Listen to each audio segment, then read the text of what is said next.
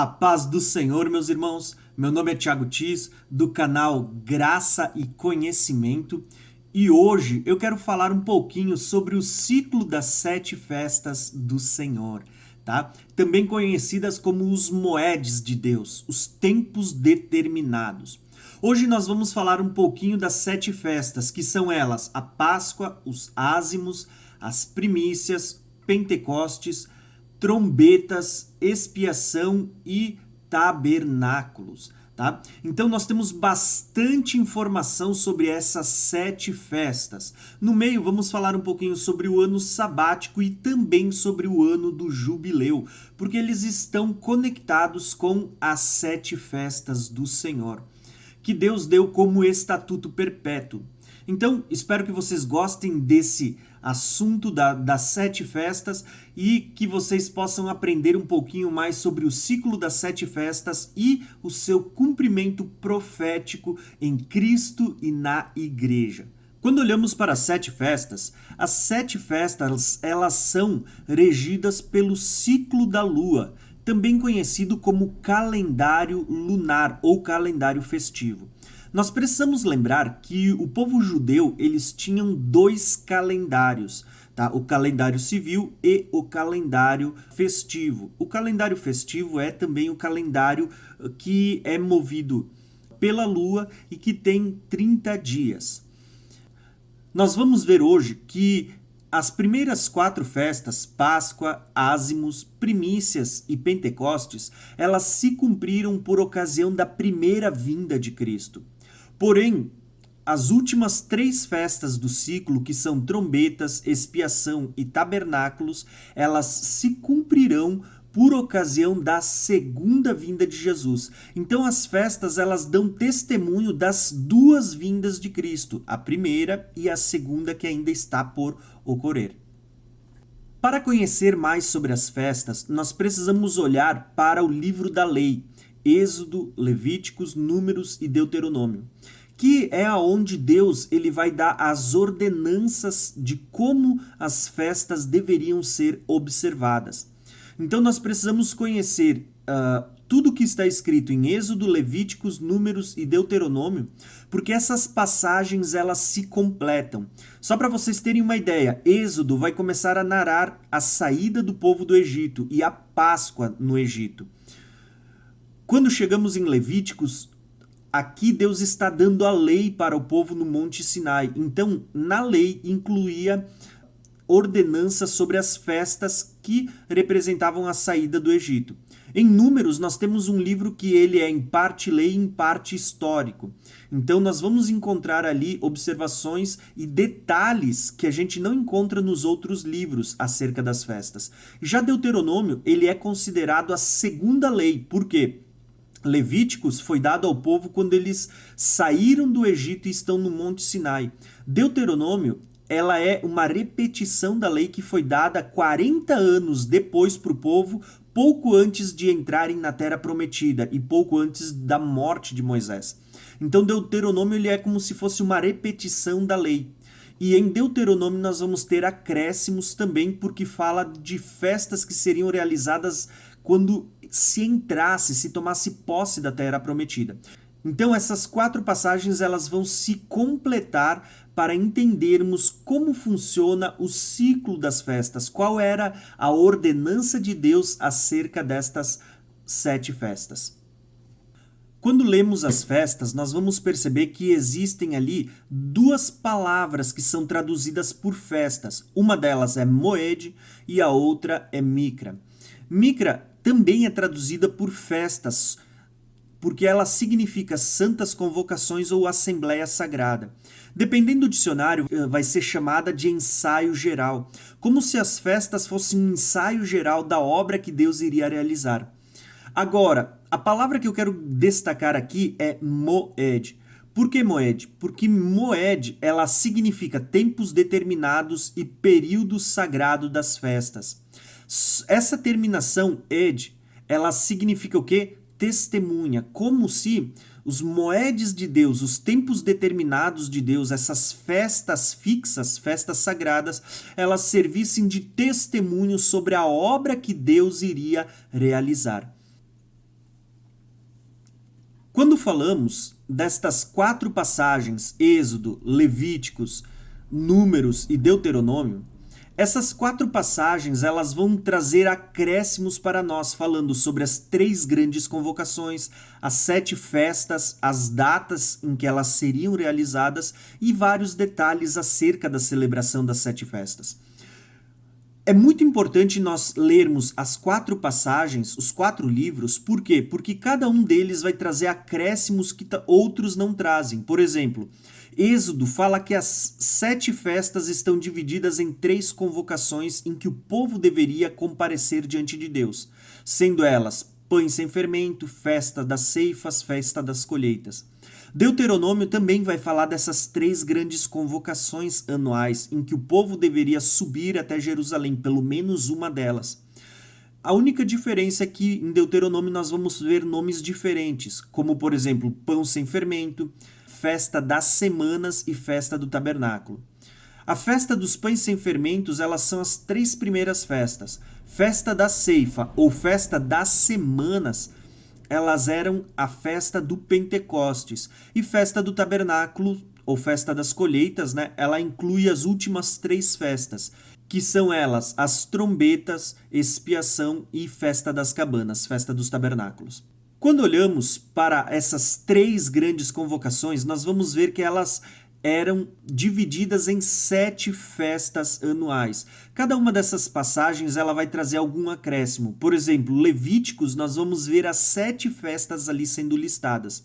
Nós vamos ver que essas 4 passagens elas também vão falar para nós sobre as datas em que cada festa deveria ser realizada e falando sobre os acréscimos também. É interessante notarmos que as 7 festas do Senhor, elas estão divididas em 3 convocações, 3 momentos em que o povo deveria comparecer diante de Deus. Uma delas era a festa dos pães sem fermentos, que incluía 3 festas, Páscoas, ázimos e primícias. A segunda grande convocação de Deus, ela se dava na festa das semanas, porque ela era realizado 50 dias depois, ou 7 semanas depois das primícias. Então era o Pentecostes, também conhecida como a festa das semanas. E a terceira grande festa era a festa das colheitas, aonde incluía trombetas, expiação e tabernáculos nessa festa das colheitas, porque se celebrava as últimas colheitas perante Deus. Essas 3 grandes celebrações, elas também servem como memorial dos 3 grandes encontros que Deus teve com o seu povo quando os tirou do Egito. Quando nós olhamos para as 3 primeiras festas, as festas da Páscoa, nós vamos ver que elas serviam como um memorial de quando Deus tirou o povo do Egito. Então, a Páscoa era celebrada como um memorial de que Deus livrou o povo do Egito. Então, nós temos aqui o primeiro grande encontro, quando Deus aparece para Moisés no deserto. Por meio de Moisés e Arão, Deus vai se mostrar ao povo, se manifestar ao povo por meio de pragas, de sinais miraculosos.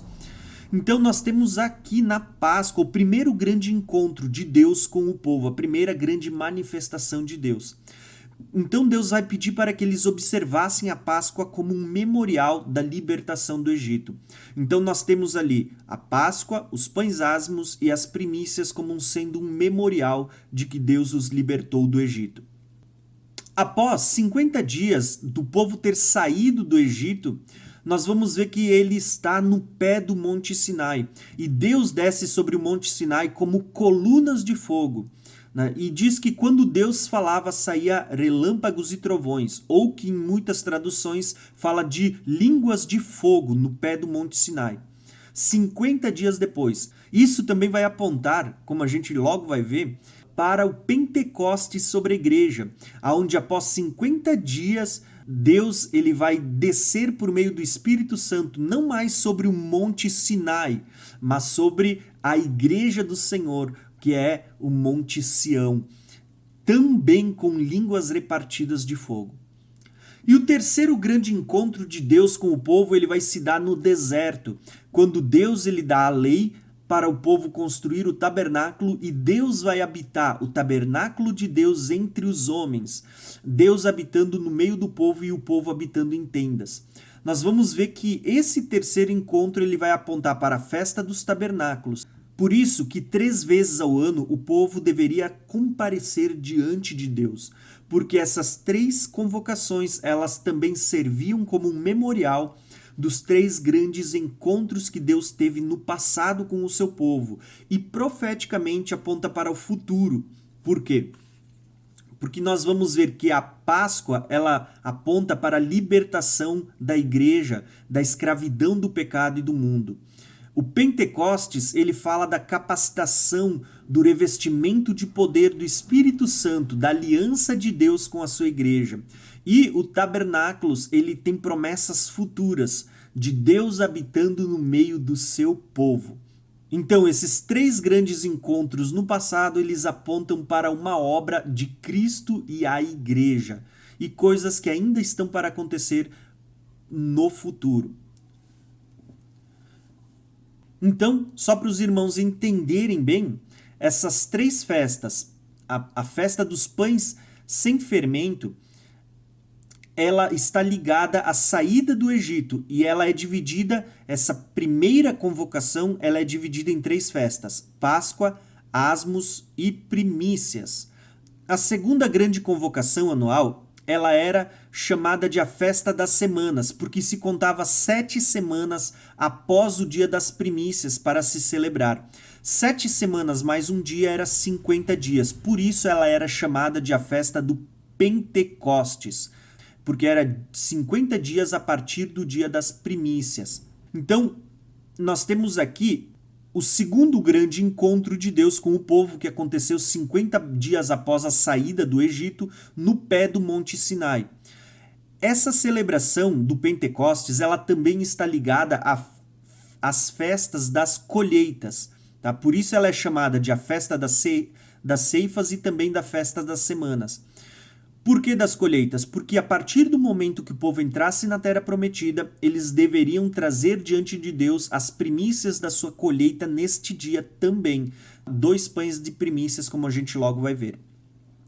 A terceira grande convocação anual era a festa das colheitas ou festa das cabanas, que ela representava o momento em que Deus, no Velho Testamento, habitou entre os homens e que eles habitaram em cabanas no deserto.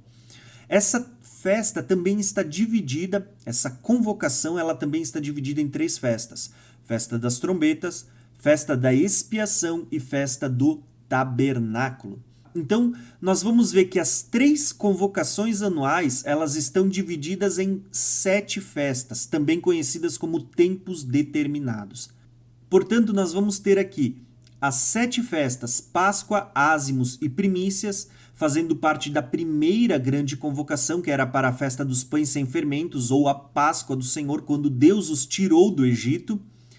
Depois de 50 dias, nós íamos ter a festa das semanas, porque se contava 7 semanas, nós teríamos a festa do Pentecostes, que lembra o dia em que o povo chegou ao pé do Monte Sinai e Deus desceu para se apresentar ao povo como labaredas de fogo. E nós, depois disso, teríamos no mês 7 3 festas também, que eram a última grande convocação, conhecida como a Festa das Colheitas ou Festa dos Tabernáculos, tá? Que incluía a Festa das Trombetas, Expiação e Tabernáculos. Ela era chamada de Festa das Colheitas por causa das últimas colheitas desse período de festa anual. A primeira festa da qual vamos falar é a Festa da Páscoa. Ela deveria ser realizada no dia 14 do primeiro mês, que era o mês de Abib, ou mês de Nissan, no calendário festivo. Lembrando que o judeu ele tem hoje 2 calendários, o civil e o festivo. Essas datas elas pertencem ao primeiro mês do calendário festivo, que era aquele calendário regido pela lua, calendário de 30 dias. Então, no dia 10, o povo deveria separar um cordeiro para Deus, e na tarde, no crepúsculo da tarde do dia 14, ele seria sacrificado. Então nós temos aqui algumas observações. Deveria ser sacrificado um cordeiro que ele deveria ser sem defeito. e na terra que o Senhor escolheu. Por quê? Vocês vão ver que a partir do momento que eles entram na Terra Prometida, existia um lugar para ser feito esse sacrifício, que era em Jerusalém. Não podia ser feito em outra cidade. Toda a congregação de Israel deveria se ajuntar para o sacrifício ao crepúsculo da tarde do dia 14. Lembrando que o calendário festivo ele vai das 6 horas de um dia até as 6 horas do dia seguinte. Então, o crepúsculo da tarde era um pouco antes das 6 horas, ele deveria ser sacrificado. O sangue desse cordeiro, ele deveria ser usado como um sinal nos umbrais da porta, que livraria o povo do juízo vindouro, quando Deus ele enviasse a última praga sobre o Egito. A Páscoa, ela significa passagem. Por quê? Porque neste dia o destruidor ele passaria sobre as casas e aquela que tivesse a marca do sangue do cordeiro, ele passaria por cima dela. Por isso, Páscoa ou Pessar, que significa passagem. Tá? A praga passaria por aquela casa sem ferir as pessoas que eram marcadas pelo sangue do cordeiro. Só podia participar da Páscoa quem fosse circuncidado, e isso inclui o quê? Aliança com Deus.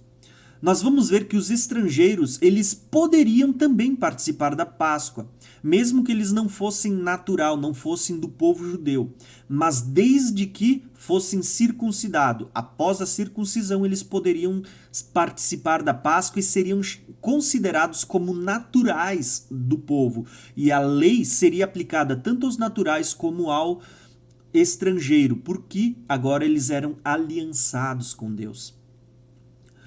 Agora, existe uma lei específica para a Páscoa, que diz assim que se um homem circuncidado, puro, ele deixasse de celebrar a Páscoa, a não ser que fosse porque estivesse de serviço, ele seria eliminado por não se apresentar e não apresentar as ofertas no tempo determinado. Então, nós vamos ver que ele levaria sobre si os seus pecados. A Páscoa, o Cordeiro, ele serve como um sinal do Cordeiro de Deus morrendo por nós para levar os nossos pecados. Agora, se alguém não celebrasse a Páscoa, sendo circuncidado, fazendo parte da aliança de Deus, ele morreria e levaria sobre si os seus pecados. Então, a Páscoa ela vai servir como um grande memorial da libertação de quando o povo ele foi tirado com mão poderosa do Egito. Quando Deus tirou o povo como quem leva sobre asas de águia e o conduziu para o deserto. Agora, nós vamos ver que a Páscoa ela era uma festa que ela apontava para Cristo.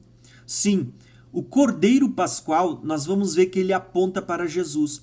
João Batista, ao ver Jesus vindo para se batizar, ele vai dizer: eis o Cordeiro de Deus que tira o pecado do mundo.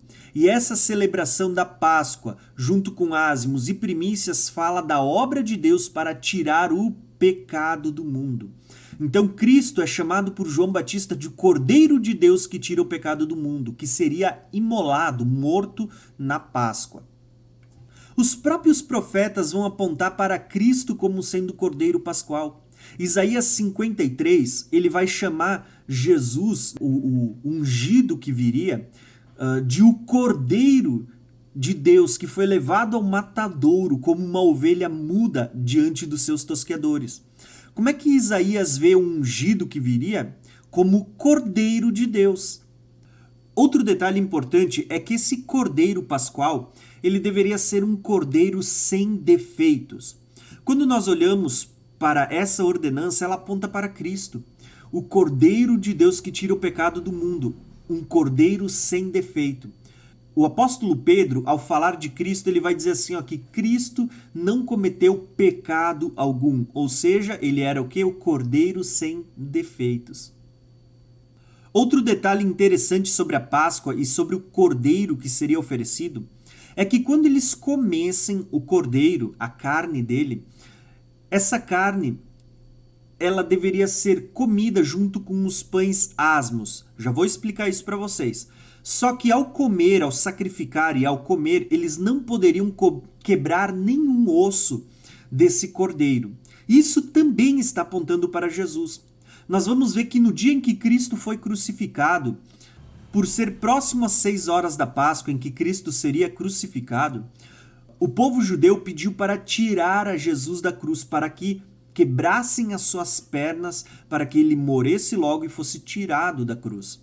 Só que quando eles vão para conferir, eles quebram as pernas dos 2 ladrões que estavam sendo crucificados junto com Cristo. Porém, ao olhar para Jesus, que já havia morrido, expiado na cruz, eles não quebraram as suas pernas para que se cumprisse o que foi escrito por meio dos profetas. E nós vamos ver que Cristo não teve nenhum osso quebrado. Inclusive, o próprio salmista ele vai declarar que nenhum osso seu seria quebrado. Então nós temos ali profecias desse cordeiro pascual que deveria ser sem defeito e não poderia ter nenhum osso quebrado, apontando para Cristo, que não tinha pecado algum e que também não teve nenhum dos seus ossos quebrados na crucificação. Olhando para todos esses sinais, nós vamos ver que o próprio apóstolo Paulo, ele vai interpretar que Jesus era o cordeiro pascual. Tanto que em 1 Coríntios 5, versículo 7, ele vai chamar Cristo de o nosso cordeiro pascual que foi crucificado. Então, Cristo é o cumprimento da Páscoa. Quando entendemos que Cristo é o nosso cordeiro pascual, muitos outros textos vão ganhar uma clareza maior. Por exemplo, Romanos 5:8, nós vamos ver ali que Cristo, ele morreu por nosso favor. Olha ali o cordeiro pascual. E diz que por meio de Cristo nós fomos justificados pelo seu sangue. Olha o sangue do cordeiro que era passado nos umbrais da porta. E se fomos justificados pelo seu sangue, muito mais seremos salvos da ira de Deus. Quando nós olhamos para a praga no Egito, ela não era a ira de Deus vindo sobre os egípcios, matando os primogênitos, a ira de Deus. Então, quando o destruidor ele passasse por uma porta e ele visse que ali havia a marca do sangue do cordeiro nos umbrais da porta, aquela casa seria livre da ira de Deus, das pragas. Quando nós olhamos para os dias atuais, todo aquele que tem a marca do sangue de Cristo, o selo do Deus vivo sobre a sua vida, essa pessoa, ela é livre da ira de Deus. Ela foi livre da morte e passou para a vida. Quando vamos para o livro de Apocalipse, nós vamos ver ainda que lá no livro de Apocalipse, Cristo vai estar sendo chamado de o Cordeiro de Deus, que tira o pecado do mundo, irmãos. Em Apocalipse 5, nós vamos ver que quando João ele é levado diante do trono de Deus, ele ouve a voz como de um leão. Mas quando ele se vira para ver, ele vê o quê? Um cordeiro que parecia ter sido morto. Por que parecia ter sido morto? Porque ele havia ressuscitado. Mas esse cordeiro aponta para a Páscoa, Cristo morrendo por nós. Quando lemos Apocalipse 13, nós vamos encontrar ali aqueles que não adoraram a besta, e eram estes aqueles que tinham o seu nome escrito no livro da vida do Cordeiro, que foi morto desde a fundação do mundo. Percebam que desde o princípio Cristo está sendo apresentado como o Cordeiro de Deus. Por isso que Paulo vai chamar ele de o Cordeiro Pascual, que foi morto por nós, para que por meio do seu sangue nós fôssemos selados para Deus e livres da ira. Portanto, aqui nós temos então, no dia 14 do primeiro mês do calendário festivo, nós temos a Páscoa, também conhecida como Pessa, aonde era sacrificado um cordeiro sem defeito e que não teria nenhum dos seus ossos quebrado. O seu sangue passaria nos umbrais da porta, e essa festa da Páscoa, ela era um memorial de que Deus havia libertado o povo da escravidão do Egito. Fala de libertação essa festa. Só que o cordeiro, ele seria sacrificado no crepúsculo da tarde do dia 14, ou seja, pouco antes das 6 horas. Porém, esse cordeiro ele seria comido junto com pães asmos no dia seguinte, após as 6 horas da tarde, porque lembrem que o dia do calendário festivo ele ia das 6 horas de um dia até as 6 horas do dia seguinte. Então o cordeiro seria sacrificado antes das 6 horas no dia 14 e após as 6 horas já era o dia 15 no calendário festivo.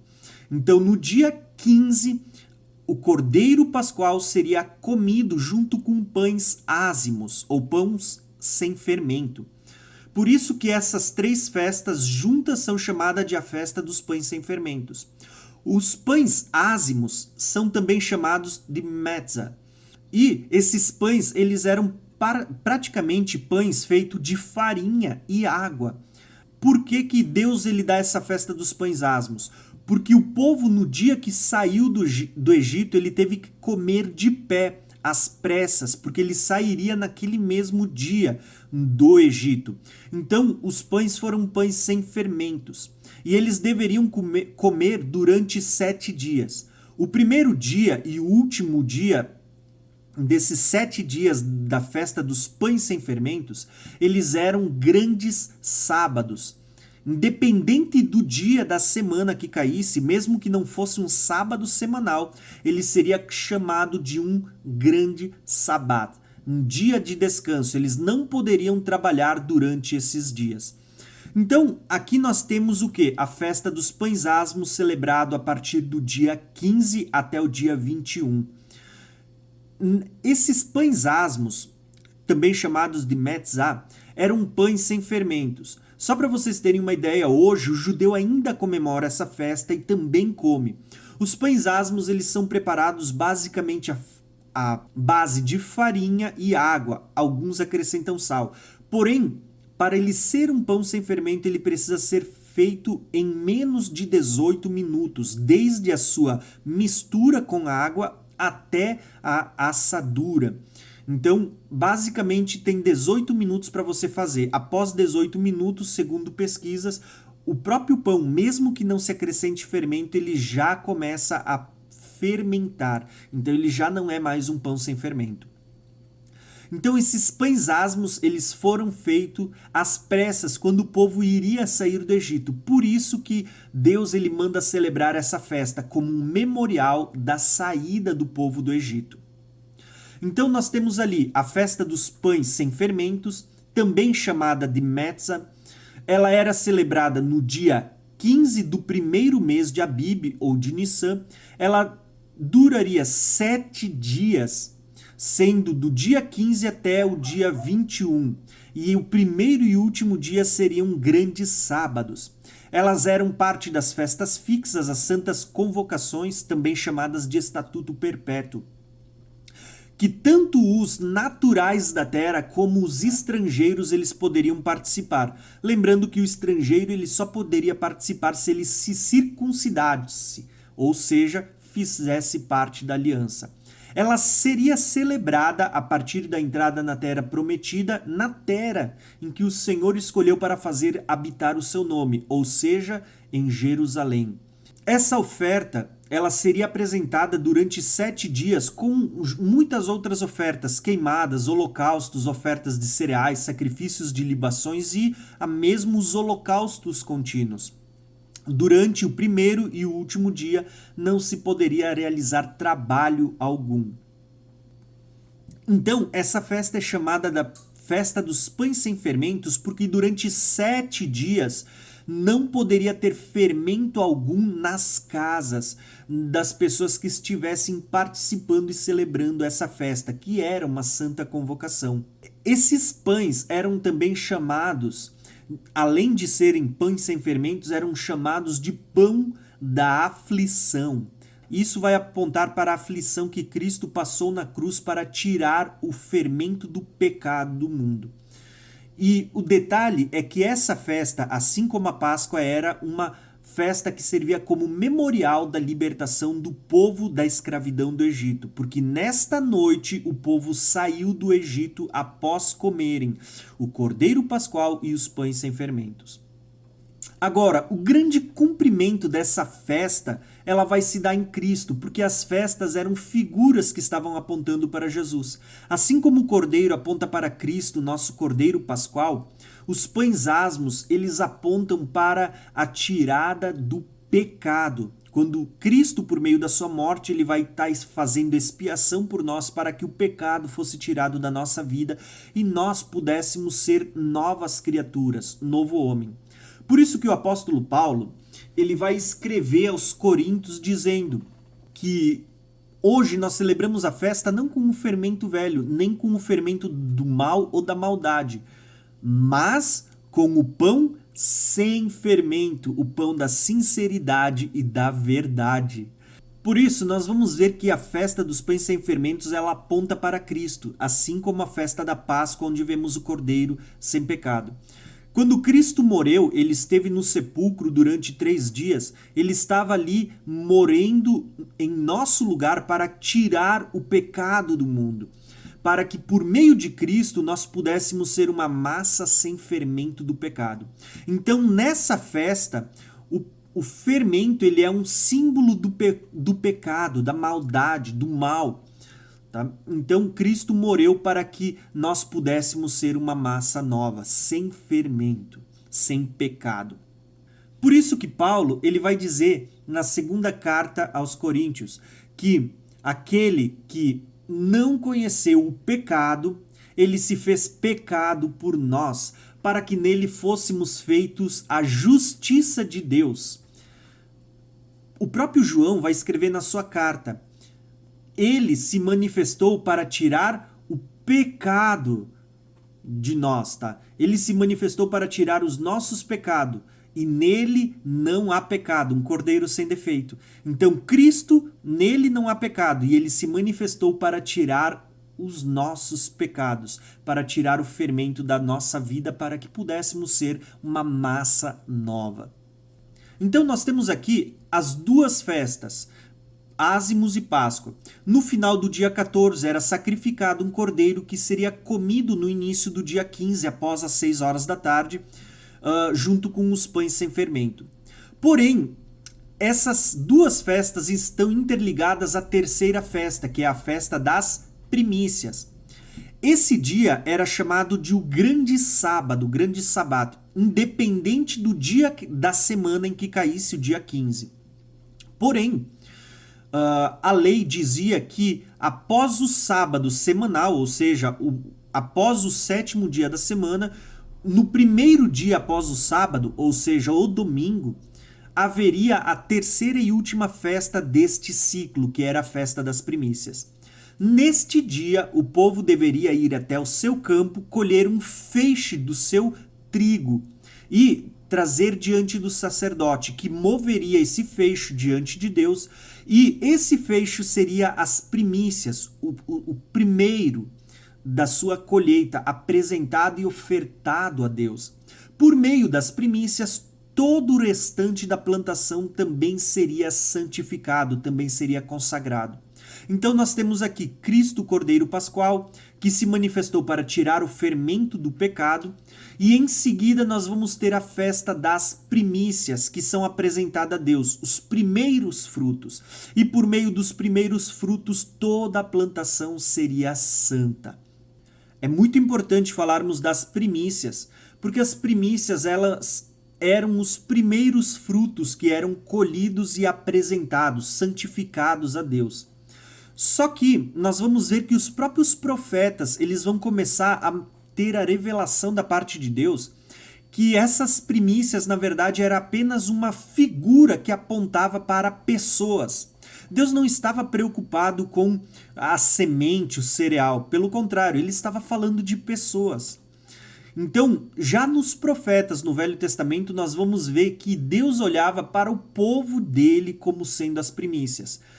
Por isso que Jeremias ele vai escrever a Jerusalém dizendo o seguinte: vai e proclame diante do povo de Jerusalém. Assim diz o Senhor, lembro-me de vocês, o meu povo, e da sua aflição, quando eram jovens, o seu amor como quando noiva, e como vocês me seguiam no deserto, numa terra que não se semeia. Agora olha só interessante, Israel era consagrado ao Senhor e era as primícias da sua colheita. Perceba que a festa das primícias, aonde se apresentavam os primeiros frutos, na verdade ela está falando de pessoas. Deus, na velha aliança, já estava dizendo que Israel era como as primícias da colheita que foi plantada no mundo de pessoas. Deus está considerando o seu povo, o povo aliançado com ele, como as primícias da sua plantação. Porém, quando a gente olha para as festas, nós vamos ver que essa festa das primícias, ela tem o seu cumprimento perfeito somente na nova aliança, quando nós vamos chegar em Cristo. Cristo havia cumprido a festa da Páscoa, dos asmos e também cumpriu a festa das primícias.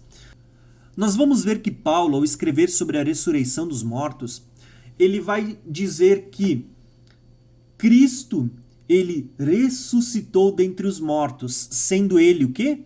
As primícias dos que dormem.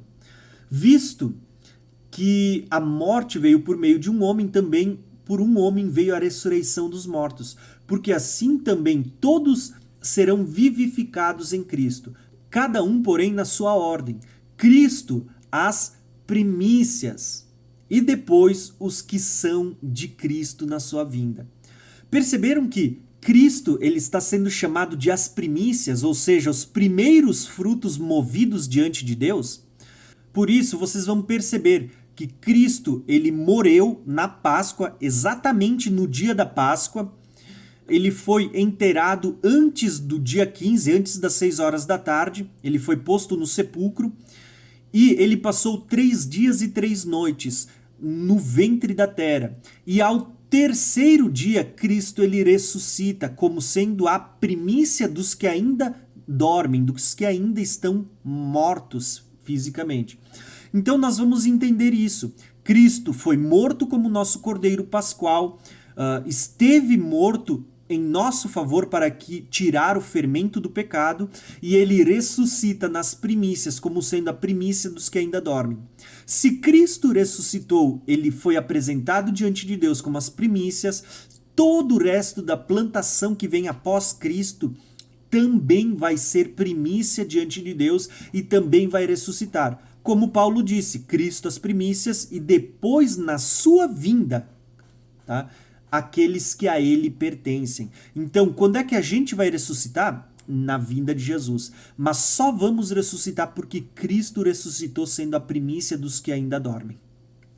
Portanto, irmãos, se a festa da Páscoa aponta para a morte de Jesus, nós vamos ver que as primícias apontam para a ressurreição. Então, essas 3 primeiras festas, elas estão falando da primeira vinda de Jesus, onde nós temos a morte de Jesus para tirar o fermento do pecado das nossas vidas e a ressurreição de Cristo. Cristo morreu por nós e ressuscitou para que nós, morrendo para o pecado, podemos viver em Cristo e ressuscitar junto com ele por ocasião da sua segunda vinda. Quando entendemos o ciclo das festas, vai ficar mais fácil entendermos por que Jesus é chamado de o grão de trigo. E ele mesmo vai dizer que se ele não cair na terra e não morrer, o grão de trigo fica sozinho. Mas se o grão de trigo caísse na terra e morresse, ele daria muitos frutos. Tá? Então, nós vamos ver que esse ciclo das festas ele está ligado ao quê? Às colheitas que o povo tinha. Mas Jesus é chamado de o grão de trigo, que sendo morto, ele produziria uma grande colheita. Tá? Então o ciclo das festas ele está ligado à obra da redenção de Cristo e à grande colheita que ele vai colher por meio da sua obra da redenção. Quando entendemos as festas, nós vamos desbloquear o entendimento de muitas passagens bíblicas, como por exemplo, Romanos, onde Paulo vai dizer que se as primícias, elas são santas, toda a massa também é. O que eram as primícias? As primícias eram ofertadas a Deus aqui, ó. Se as primícias são santas, toda a massa é. Todo o resto da plantação também seria santificada diante de Deus. Por isso que Tiago, ele vai escrever dizendo assim, ó, que ele, Cristo, ele nos gerou para que fôssemos as suas primícias. Cristo nos gerou para que fôssemos as suas primícias. Quando a gente vai para o livro de Apocalipse, nós vamos ver o quê? Os 144 mil, que são também chamados de primícias para Deus. Os 144 mil, eles só surgem por quê? Por causa da morte e ressurreição de Jesus. Tá? Então, os 144 mil são primícias de Deus comprados de toda a terra, que eles vão estar presentes em todo o tempo, desde Gênesis até Apocalipse. Então, quando olhamos para as festas, nós vamos ver ali que Cristo foi morto na Páscoa e ressuscitou nas primícias. Entre a Páscoa e as primícias passaram-se 3 dias e 3 noites. Então nós vamos ver que esse dia dos pães asmos, que era chamado de o grande sabat, ele não é um sábado semanal, mas o dia da semana que caísse esse dia seria um dia de descanso, um sábado. Então, deste dia até as primícias se passaram 3 dias. Então eu quero mostrar um gráfico aqui que é feito com base em pesquisas, que vai tratar da morte e da ressurreição de Jesus. Esse gráfico é apenas como curiosidade para acrescentar a esse estudo. Eu quero apresentar aqui um gráfico que ele é feito com o auxílio de programas, tá? Que foram usados para datar o dia da morte e da ressurreição de Jesus.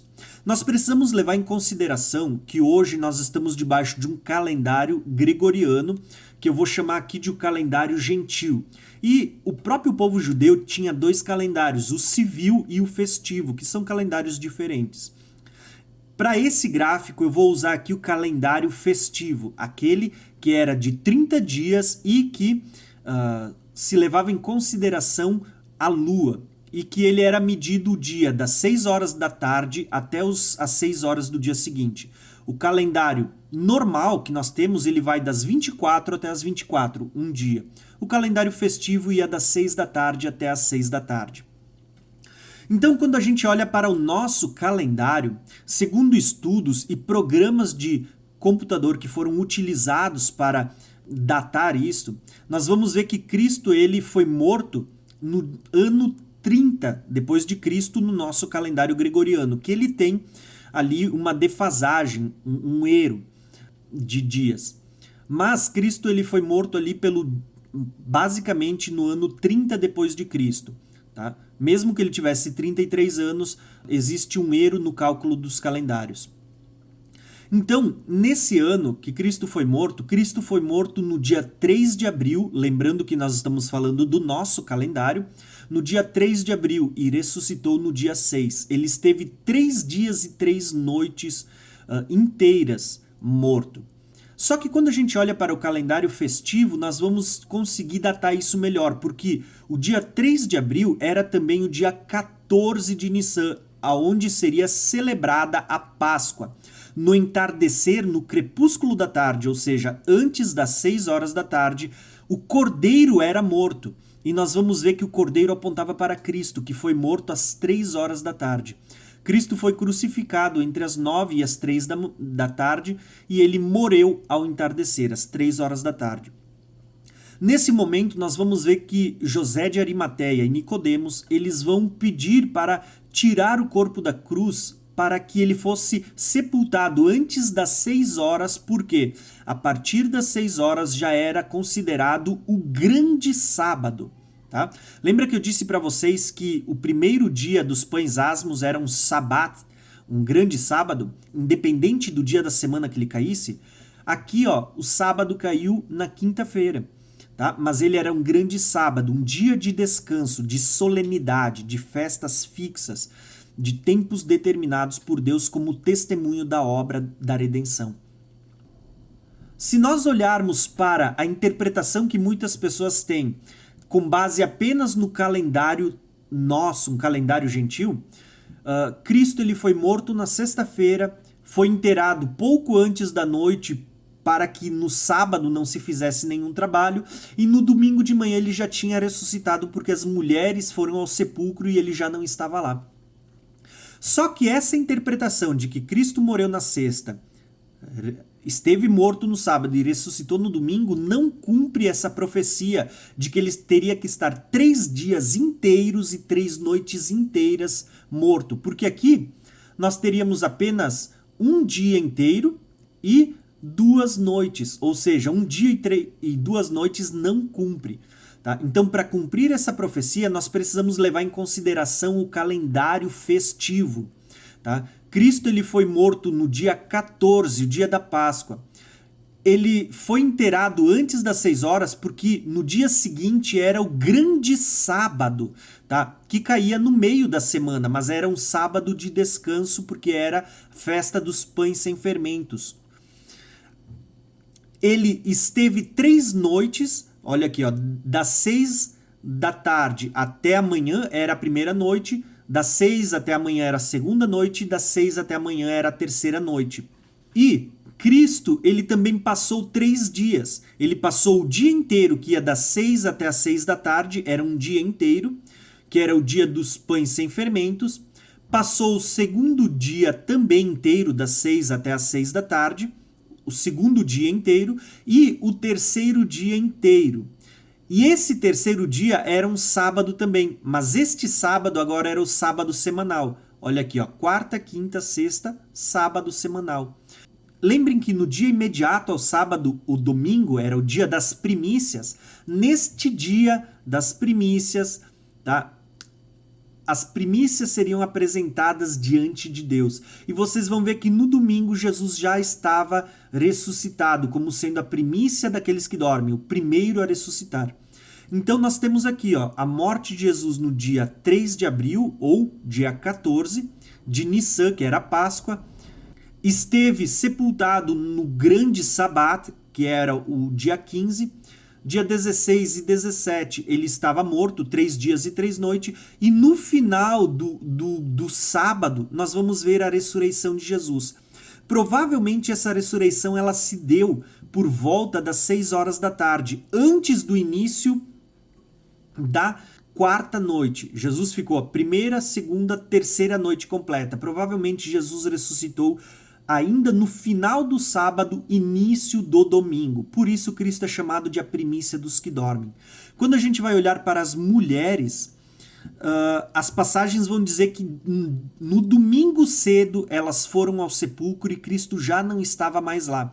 O domingo cedo, se vocês olharem, no nosso calendário é no domingo dia 7, quando já raiou o sol. Mas no calendário festivo, o domingo cedo é após as 6 horas da tarde. O texto está dizendo que no domingo cedo, quando acabou o sábado festivo, as mulheres foram lá para ver e já não encontraram Jesus. Por isso entende-se que Jesus foi morto na quarta-feira de Nissan. O dia seguinte era um sábado, não o semanal, tá? Porque o semanal viria só aqui, tá? Mas era um sábado festivo, o grande Sabat, então Jesus já não podia mais estar na cruz, deveria estar enterrado. Ele passou 3 dias e 3 noites, ó, das 6 às 6, às 6 às 6, foram 3 dias e 3 noites.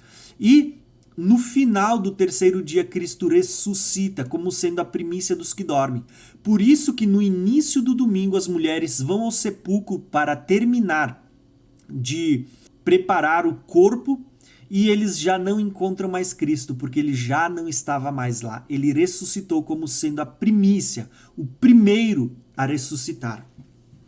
Então, quando a gente olha para o ciclo das festas, nós vamos ver que Cristo, ele é o nosso Cordeiro Pascual, que foi morto no dia 14, a Páscoa, esteve sepultado nos pães ázimos para tirar o fermento do pecado, e depois de 3 dias e 3 noites, após o sábado semanal, no primeiro dia após o sábado, Cristo já estava ressuscitado, como sendo a primícia dos que dormem, o primeiro feixe a ser apresentado diante de Deus, e por meio dele todos os demais serão também santificados, os que estiverem em Cristo. Cristo a primícia e depois na sua vinda aqueles que a ele pertencem. Essas 3 festas, elas faziam parte da primeira grande convocação, aonde o povo de Deus deveria subir, peregrinar a Jerusalém para comemorar a festa dos pães sem fermentos, que eram um memorial da libertação do povo da escravidão do Egito. Essas três festas, elas também estão apontando para a libertação do homem do pecado, tá? Quando Cristo morreu para nos libertar da escravidão desse sistema mundano, da escravidão do pecado, para que em Cristo possamos ser livres. Porém, essas três festas, elas vão nos levar à quarta festa do ciclo das festas do Senhor, os moedes, os tempos determinados. A próxima festa seria a festa do Pentecostes. Essa festa, ela era também chamada de a festa das semanas. Por quê? Porque a partir do domingo das primícias se começava a contar 7 semanas, mais um dia. Então, como era contada as 7 semanas, essa festa de Pentecostes era chamada de a festa das semanas. Então se contava 7 semanas mais um, ou seja, 50. Por isso, Pentecostes, vem de penta, 5. Essa festa do Pentecostes era também chamada de Shavuot pelos judeus. Embora a festa de Pentecostes ela caísse também em um domingo, ela era um sábado de descanso, um sábado solene de festas ao Senhor. Um sábado onde o povo deveria se alegrar. Era festas fixas, santa convocação, estatuto perpétuo declarado pelo Senhor. Nesse dia não se poderia fazer nenhum trabalho, e neste dia se apresentaria as primícias da sua colheita. Porém, diferente da festa das primícias, onde o povo moveria um feixe das primícias diante de Deus, na festa do Pentecostes, o povo colheria suas primícias, o seu trigo, o seu cereal, e o povo mesmo moeria esse trigo fazendo a farinha, e da farinha das suas primícias o povo faria 2 pães, que eram feitos com fermento e azeite. Esses 2 pães também eram chamados de pães da primícia, porque foram feitos com a primícia das colheitas. Então nós vamos ver que esses 2 pães, eles eram também 2 pães ungidos, porque eles eram feitos com a farinha moída das primícias, misturada com fermento e óleo, azeite. Eram pães untados. E a palavra ungir, untar, ela vem de passar óleo. Então nós vamos ver que é 2 pães ungidos apresentados diante de Deus. Quando a gente olha para esses 2 pães, nós vamos nos recordar que no Velho Testamento, o povo deveria apresentar 12 pães, que seriam colocados diante de Deus no tabernáculo, na mesa dos pães. Agora, quando a gente olha para o Novo Testamento, nós vamos ver que Deus não está mais apresentando 12 pães, mas apenas 2. Por quê? Porque esses 2 pães eles estão apontando para judeus e gentios. Esses 2 pães também apontam para as 2 testemunhas, porque fala de 2 pães feitos com fermento e com óleo. Fala de unção. Então, 2 testemunhas ungidos. Tanto que nós vamos ver que o Pentecostes é o dia em que é derramado o Espírito Santo para ungir o povo de Deus, para que pudesse ser o quê? Testemunhas do Senhor na terra. Então esses 2 pães vão ser chamados de 2 pães ungidos, ou 2 pães das primícias. Paulo, ao olhar para esses 2 pães da primícia, nós vamos ver que ele vai escrever aos Romanos que se as primícias são santas, toda massa também é. O que Paulo estava usando? Ele estava usando a festa dos Pentecostes para dizer que se foi consagrado as primícias por meio desses 2 pães da primícia diante de Deus, todo o restante da plantação que viesse a partir das primícias também seria santa. Por isso Paulo disse, as primícias são santas, toda a massa é, porque das primícias seriam feitas a massa para 2 pães, que nós vamos chamar de 2 pães ungidos, porque eles eram feitos também com azeite, que era usado para untar, ungir. Essa festa de Pentecostes, ela deveria ser observada a partir do momento que o povo entrasse na Terra Prometida e fizesse as suas primeiras colheitas.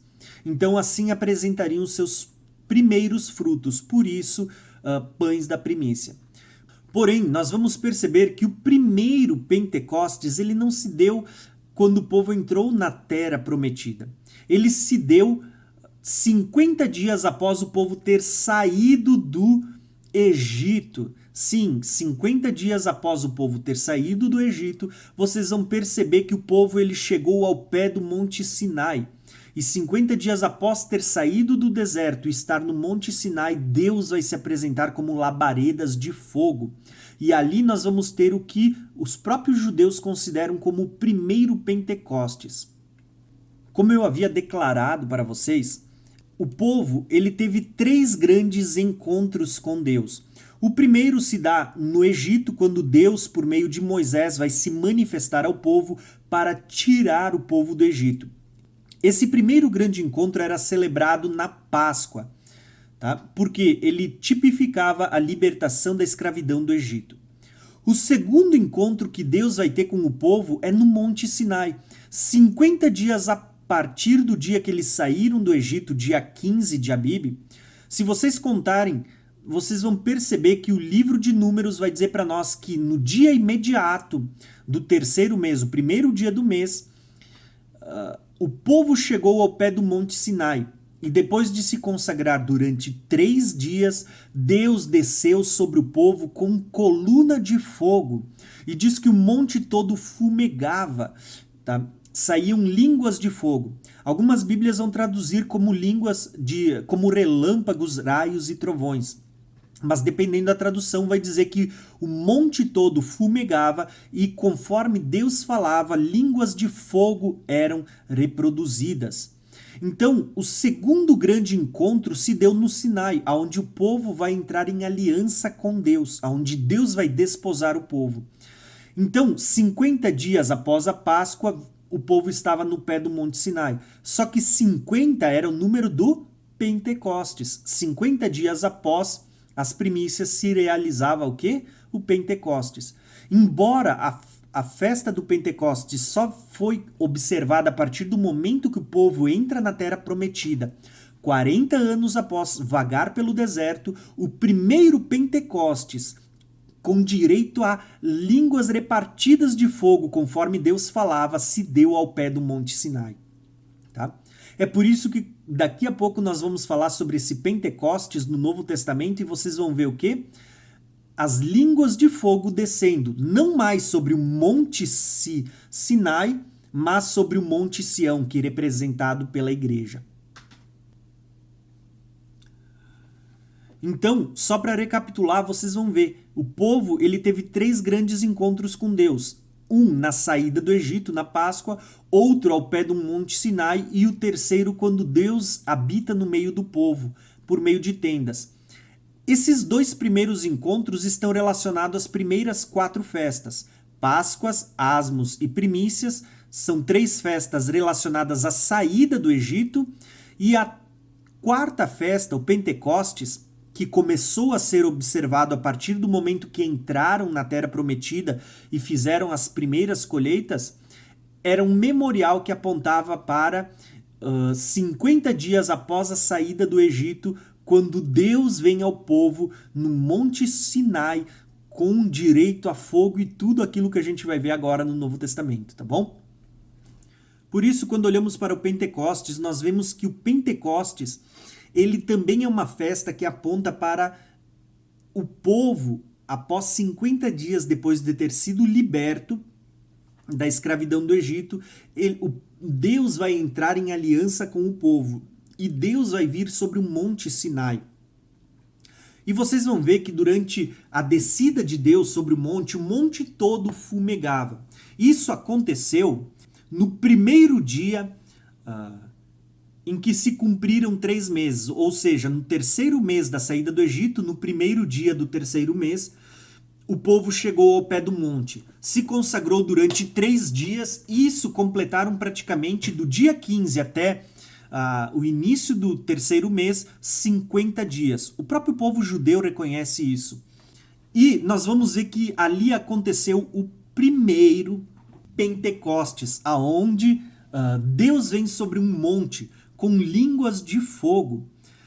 Os próprios judeus interpretam que O texto que diz que quando Deus falava saíam raios e relâmpagos, na verdade estão falando de línguas de fogo. Conforme Deus falava, línguas de fogo eram projetadas. Tanto que quando nós vamos ler os Salmos 29, nós vamos ver ali o salmista dizendo que a voz do Senhor ela produz chamas de fogo. E quando Deus fala, até o deserto treme. Era isso que estava acontecendo no Monte Sinai. O próprio autor de Hebreus ele vai dizer assim, ó, que o povo naquela época se achegou a um monte palpável, aceso em fogo. Então nós vamos ver que o povo da velha aliança ele é tipificado pelo Monte Sinai e o próprio Deus desce em fogo sobre o Monte Sinai.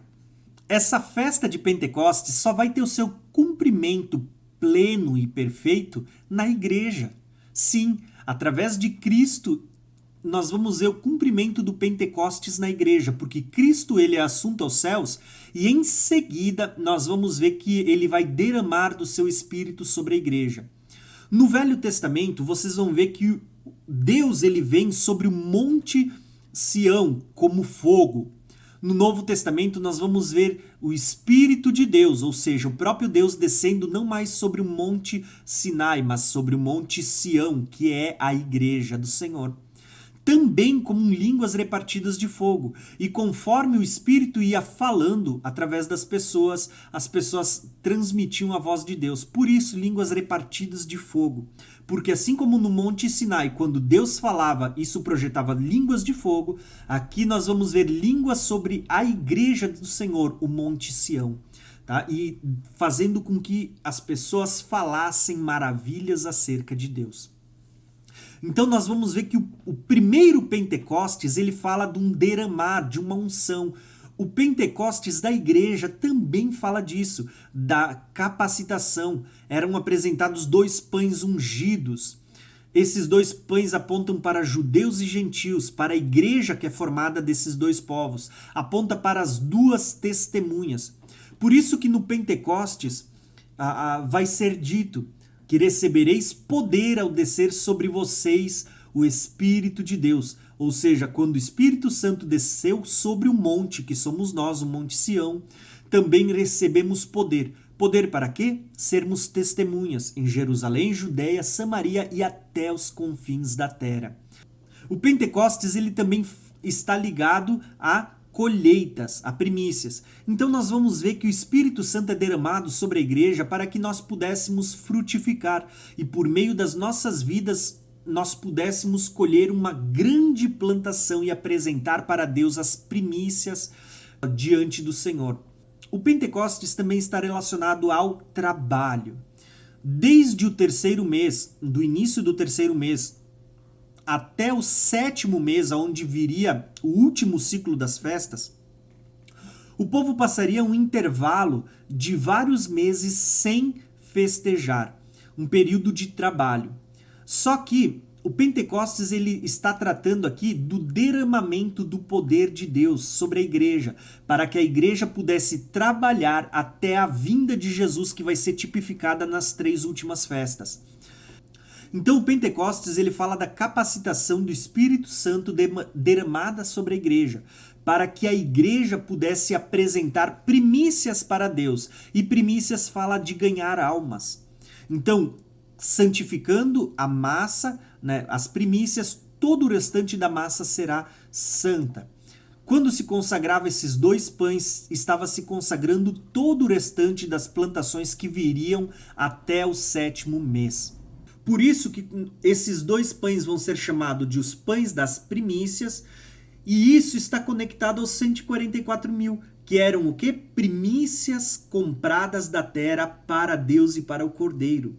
Cristo, por meio da sua morte, ele está comprando primícias, que vão ser colhidas agora pela obra das testemunhas, da igreja, que é testemunha de Deus na terra até a vinda de Cristo. Então, durante todo esse tempo de trabalho, o que a igreja vai estar colhendo para Deus? O que a igreja vai apresentar para Deus? As suas primícias. As primícias das plantações, que como a gente viu, fala de pessoas. Esse tempo de trabalho, esse intervalo entre a quarta festa, que era realizada por volta do início do terceiro mês, até o sétimo mês, nós vamos perceber que esse intervalo ele está apontando para a igreja, desde o Pentecostes até os dias atuais.